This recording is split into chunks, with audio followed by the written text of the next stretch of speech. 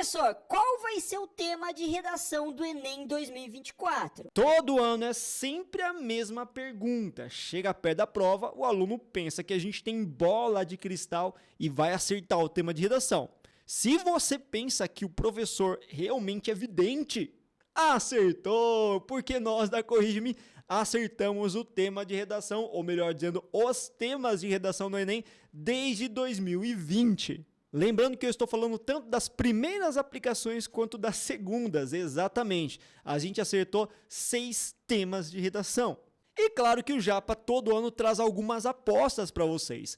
Não quer dizer que eu vou acertar este ano, mas pela sequência de acertos que nós temos, quem sabe, né? Você dá a gente uma credibilidade, você dá a gente um certo crédito aí. Por isso, nessa aula eu trouxe 5 apostas quentíssimas para 2024.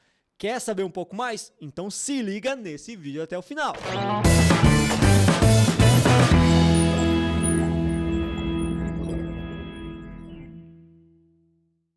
Fala, gente linda, beleza? Japa da redação aqui, sempre trazendo muito conteúdo de qualidade para todos vocês. E nessa aula sobre os 5 temas quentíssimos, o último vai te surpreender, que é uma aposta que a gente fala, nossa, eu acho que é este ano. Não sei, pode ser, pode não ser, mas é uma aposta que o Japa faz aqui. E se porventura cair mesmo, você dá aquele salve pra gente, tá bom? Então acompanhe esse vídeo até o final, só que antes quero lembrar vocês todos que vocês podem dar uma força muito marota pro Japa da Redação aqui, curte bastante esse conteúdo, compartilhe o nosso conteúdo também e não deixe de se inscrever no nosso canal e ativar o sininho de notificações. A gente pede essa gentileza mesmo para vocês, porque a gente quer chegar ao final desse ano com 20 mil inscritos. Pode parecer pouco para vocês, mas para nossa equipe é muito significativo, tá? Isso tudo é muito relevante porque a gente sabe que o nosso canal produz muito conteúdo de qualidade, mas às vezes tem pouco engajamento, né? Tanto é que, olha só esse dado, mais de 90% das pessoas que consomem o nosso conteúdo não se inscrevem, não curtem, né? Não compartilham, enfim. Então dá aquela força que o Japa realmente agradece, isso estimula muito o nosso trabalho. Dito isso, vamos para os 5 temas que eu acho que são apostas fortes, começando da aposta mais fraquinha até a mais recorrente, a que pode realmente cair de acordo com a minha percepção. Em quinto, eu falo aqui sobre o preconceito linguístico, sobre a superação desse tipo de problema. Pô, professor, mas por que você acha que esse tema vai ser relevante? Porque numa das recentes postagens feitas pelo INEP no canal oficial, uma coordenadora citou o caso do preconceito linguístico e abordou a relevância desse assunto numa divulgação oficial feita pelo canal. Então, quer dizer que, de repente, eles podem estar dando uma pista pra gente do que pode ser o tema de redação. É uma aposta. Pode ser que sim, pode ser que não. E se esse tema cair, é óbvio que você tem que saber um pouquinho sobre o que é preconceito linguístico. De acordo com o linguista Marcos Bagno, uma referência nacional nesse assunto, preconceito linguístico é todo o juízo de valor negativo às variedades linguísticas de menor prestígio social. O que isso quer dizer? Que o preconceito se manifesta principalmente pelo fato de nós crermos que existe uma norma culta padrão correta, elevada, elitizada e as demais normas que são adotadas por vários tipos de falantes são inferiores. É crer que a norma padrão registrada nas gramáticas normativas e quem tem o domínio delas é superior aos demais. Então, isso é o preconceito linguístico. Se esse tema cair, você pode utilizar o Marcos Bagno como uma referência, que é esse camaradinha bonitinho que está aparecendo na sua tela neste momento. Ele compôs 2 famosas obras que abordam sobre esse tema. A primeira delas é a obra A Língua de Eulália, que para mim é fantástica, que conta uma narrativa e traz uma historiazinha para ilustrar mesmo como funciona o preconceito linguístico. E a outra obra tem esse mesmo nome, Preconceito Linguístico, cujo núcleo da análise é verificar, né, obviamente, as questões que envolvem os fatores determinantes para termos o preconceito linguístico, as causas do preconceito linguístico. E em quarto eu trouxe o tema sobre a acessibilidade a pessoas com deficiência a partir da estrutura arquitetônica. Pô, professor, será que esse tema cai? Gente, nunca esteve tão em alta falar sobre as questões que envolvem a inclusão de pessoas com deficiência. Nesse caso, eu estou abordando aqui especificamente as deficiências motoras, tá? E não intelectuais, mas claro que isso pode se estender também a uma abordagem sobre as deficiências intelectuais, as neurodivergências também.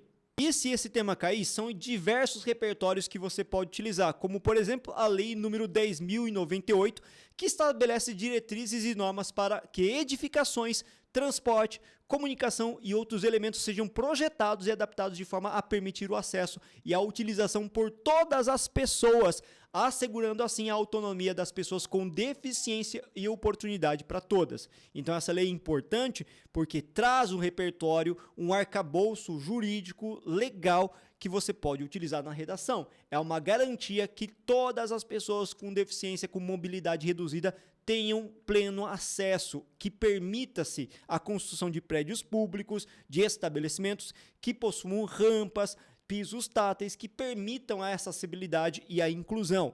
No entanto, o que a gente observa na realidade atual, conjuntural brasileira? Realmente a gente observa que todos os transportes públicos, que todos os prédios públicos, comerciais, particulares, privados, têm realmente essas questões de acessibilidade, de facilidade de acesso? Infelizmente ainda não é uma plena realidade, mesmo que a lei garanta isso e assegure isso. Então é um problema que você pode analisar em termos de diversos fatores ou causas, desde o preconceito à incapacidade dos órgãos públicos de poder exigir das esferas públicas e privadas, das outras hierarquias, a cumprir a demanda da lei. Além disso, você também pode usar um repertório que está muito em alta. Certamente você já deve ter ouvido falar desse atleta paralímpico que fez muito sucesso nas recentes edições das Paralimpíadas em Paris 2024. Fala aqui do nadador Gabrielzinho, que ganhou 3, se não me engano, tá? Podem me corrigir se eu estiver errado, mas os últimos dados que eu levantei foram 3 medalhas de ouro nessa última edição, né? 3 medalhas que ele conquistou com muito esforço, superando todas as barreiras e obstáculos para estar no lugar mais alto do pódio nas Paralimpíadas. E em terceiro, eu trago aqui a homofobia, ou melhor dizendo, os desafios para a superação desse problema que aflige grande parte da comunidade nacional. Para quem não sabe, a homofobia é a aversão ou rejeição a pessoas que pertencem à comunidade LGBTQIA+. Mas vale lembrar que a homofobia hoje é enquadrada como crime equivalente ao crime de racismo. De acordo com o último levantamento feito em 2019, a partir da Pesquisa Nacional de Saúde, nós temos contabilizado no Brasil cerca de 2,9 milhões de pessoas com mais de 18 anos que se declararam lésbicas, gays ou bissexuais no Brasil. Ou seja, é uma comunidade que é chamada de minoria, mas tem um montante significativo de pessoas que acabam sofrendo demasiadamente com preconceito, com a homofobia, com diversos crimes transfóbicos contra essa comunidade. Só para você ter uma ideia dos impactos, o Brasil é considerado hoje um dos países mais transfóbicos do mundo, tudo bem? Para você ter uma ideia, o último levantamento que foi feito no ano de 2023, tá? A partir de dados de 2023. De acordo com esse grupo chamado de Grupo Gay Bahia, o GGB, no Brasil, em 2023, nós tivemos o registro de 257 mortes violentas à comunidade LGBTQIA+, ou seja, é um número significativo e representa, dentro da esfera da contabilização mundial, um dos índices mais elevados para um país. E claro que existem inúmeros fatores ou causas associadas que vocês podem explorar acerca desse tema, desde o preconceito, desde a doutrinação religiosa, até a leniência estatal, porque as próprias esferas públicas, elas são naturalmente homofóbicas, né? Eles são compostas, em sua maioria, as esferas públicas que eu falo, as questões políticas que envolvem Congresso, Câmara dos Vereadores, Câmara Estadual, enfim.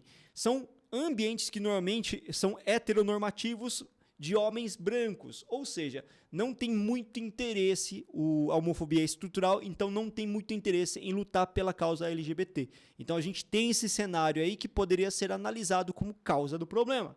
E se você quiser usar um excelente repertório, você pode fazer alusão a Glória Groove, que é essa cantora drag queen muito famosa pelas suas músicas extremamente críticas, contundentes, que atacam esse tipo de preconceito e todo tipo de preconceito e faz um levantamento crítico realmente muito contundente. recomendo que vocês escutem as músicas dela. Em segundo lugar, eu trago aqui para vocês o tema que está em alta, né? Nessa semana, inclusive, que eu gravo o vídeo, nós tivemos a decretação da prisão preventiva de um cantor nacionalmente não, né? Não vamos exagerar, né? Nacionalmente conhecido, que é o Gustavo Lima, por participações aí diretas, indiretas, com o esquema das bets, né? Das apostas, da lavagem de dinheiro, do desvio de capital, enfim, um negócio assim bem assombroso mesmo, tá? Eu coloco em segundo lugar, portanto, a questão que envolve o desafio para superar o vício em bets nas apostas online, seja de jogos esportivos ou não, como o famoso jogo do Tigrinho. Cara, pra você ter uma ideia, isso já é visto como um problema de saúde pública. Você tem noção? O vício em bet? Porque tem muita gente apostando, endividado, viciado, que não consegue mais sair e cria uma bola de neve e os caras vão devendo cada vez mais e apostando porque tem aquela esperança de ganhar ainda, né? Olha só que absurdo que nós temos então na atual conjuntura. Só para vocês terem uma ideia do quanto de número de valor é apostado, né, por ano nessas bets, segundo o levantamento de 2023 da XP Investimentos, os brasileiros, só os brasileiros, tá, gastaram em bets cerca de 120 bilhões de reais o ano passado, o equivalente a 1% do PIB nacional. Você tem noção disso?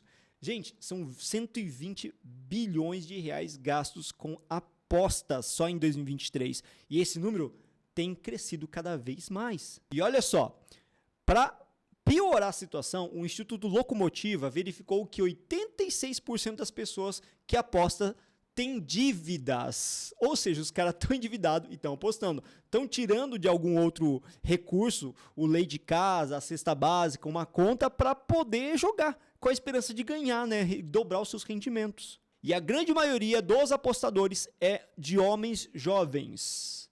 E esse grupo de apostadores tem crescido bastante entre os jovens, principalmente, até mesmo menores de 18 anos, porque muitos desses sites ou aplicativos de aposta não conseguem fazer, não fazem, né? Conseguem não fazem mesmo a aferição de idade, tá? Então, apesar de deixar claro, né, nas informações, nas instruções de uso, que tem que ser maior de idade, etc., isso necessariamente não acontece.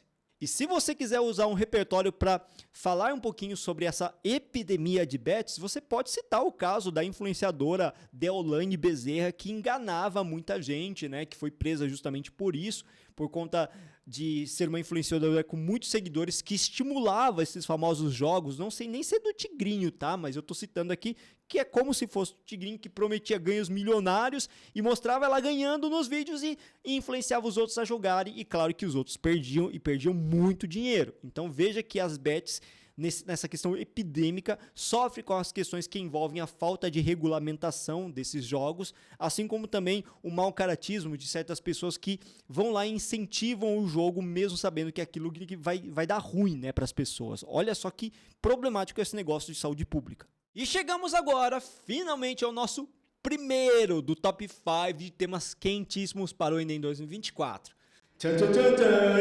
Tão curioso para saber certamente, mas antes de falar desse conteúdo, não se esqueça que se você está se preparando para o Enem e busca uma correção de qualidade, você pode contar com a Corrija-me. Gente linda, na Corrija-me você tem correções de qualidade, corretores profissionais treinados para te dar a orientação e o norteamento necessário para melhorar nos seus pontos fracos. Então, para ter acesso a essa plataforma de correção maravilhosa, basta você clicar no link na descrição desse vídeo, beleza? Dito isso, vamos para o nosso primeiro agora. Gente, olha só, editor, sobe para mim. O tema é sobre desafios para a superação das queimadas, só que não de qualquer queimada, das queimadas criminosas principalmente. Ah, professor, mas esse tema não vai cair, porque o assunto das queimadas tá rolando agora, em agosto, setembro. É impossível cair no Enem este ano. Calma, porque o problema das queimadas criminosas não vem de hoje não, gente. De muitos anos atrás nós temos o noticiamento, né, sempre nos meses aí mais frequentes de agosto, setembro, que é a temporada aí de muitas queimadas.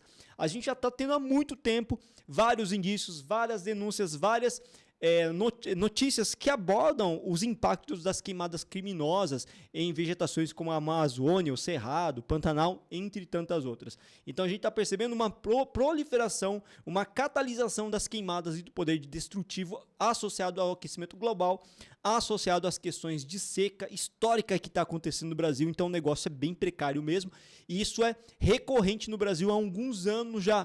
Por isso que eu aposto nesse tema, porque é uma preocupação nacional de anos que vem transcorrendo e que nunca caiu no Enem, e é uma grande aposta. Então, se fosse vocês, eu estudaria um pouquinho desse assunto. E para te ajudar, eu trouxe alguns dados, algumas informações que podem servir como repertório para você trabalhar um pouquinho mais essa questão das queimadas criminosas no Brasil. Só para você ter uma ideia, segundo o Monitor do Fogo, o monitoramento feito pelo Mapa Biomas, em 2024 nós tivemos cerca de 70% das áreas queimadas de vegetação que é nativa. Isso representa um dado alarmante, porque regiões nativas foram queimadas, ou seja, muito além daquelas áreas normalmente queimadas de pastagem, de plantação de cana-de-açúcar, por exemplo. Outro repertório que você pode utilizar, lembra que no final de agosto nós tivemos uma série de incêndios criminosos que aconteceram no estado de São Paulo, nos municípios do interior. Cara, foi uma cadeia de incêndio que foi disparada num intervalo muito curto de tempo, como se fosse uma ação orquestrada simultaneamente para realmente disseminar o terror no estado de São Paulo. Então foi uma coisa assustadora que surpreendeu a muita gente, queimou muitas propriedades, muitas residências, matou gente, fez com que muitas pessoas ficassem doentes. Isso alerta, chama atenção e levanta um sinal vermelho, um alerta, de sinal vermelho para essa situação preocupante de queimadas criminosas. E quais as razões disso? Gente, tem muita coisa envolvida. Tem disputa ideológica política, mas para além da disputa política, tem interesses de grandes pecuaristas, de latifundiários, assim como também de grileiros ou de criminosos que querem se apropriar da terra indevidamente. Então tem muita coisa envolvida que você certamente vai poder explorar com o estudo, com antecipação, pegando já esse primeiro tema aqui, top 1, para estudar com antecedência. Gente linda, chegamos ao final desse conteúdo. E você, o que você acha? Será que esses temas têm a possibilidade de cair do Enem 2024? Qual deles você acha que é a aposta mais assim quente dos que eu coloquei? E se por acaso você tem alguma outra aposta, pode deixar nos comentários, porque dependendo da relevância desse tema, eu faço um outro vídeo com mais 5 apostas para o Enem 2024.